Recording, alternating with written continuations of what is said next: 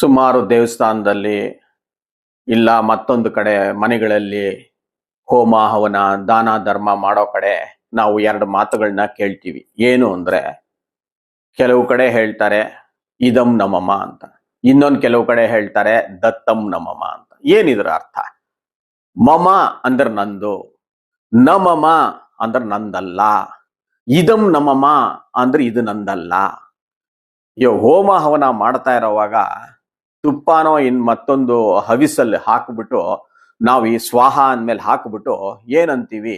ಇದಂ ನಮಮ ಅಂದ್ರೆ ದೇವ್ರೇ ಇದು ನಾನು ಮಾಡ್ತಾ ಇರೋದೆಲ್ಲ ನಿಂದೆ, ನಂದು ಏನೂ ಇಲ್ಲ, ಇದು ನಾನು ಹಾಕ್ಬಿಟ್ಟು ಸ್ವಾಹ ಅಂದ್ಬಿಟ್ಟು ಇದಂ ನಮಮ ಅಂದ್ರೆ ಇದು ನಂದಲ್ಲ, ನೀನೇ ಮಾಡಿಸ್ತಾ ಇದ್ಯಾ, ನಿನಗೆ ಸಮರ್ಪಣೆ ಮಾಡ್ತಾ ಇದ್ದೀವಿ.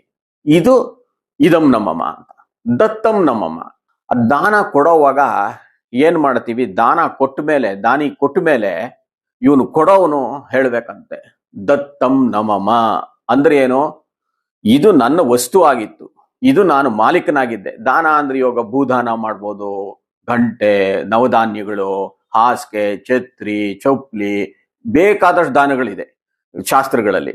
ಅದು ನೀವು ಕೊಟ್ಟಾಗ ದತ್ತಂ ನಮಮ ಅಂದ್ರೆ ನಾನ್ ಮಾಲೀಕತ್ವ ಹೊಂದಿದ್ದೆ, ಅದಕ್ಕೆ ಇವಾಗ ನಿನಗೆ ಕೊಟ್ಟು ಬಿಡ್ತಾ ಇದ್ದೀನಿ ಅನ್ನೋದು. ಅಂದ್ರೆ ಏನು? ಟ್ರಾನ್ಸ್ಫರ್ ಆಫ್ ಓನರ್ಶಿಪ್ ಮಾಡಿದ್ದೀನಿ ಅಂತ.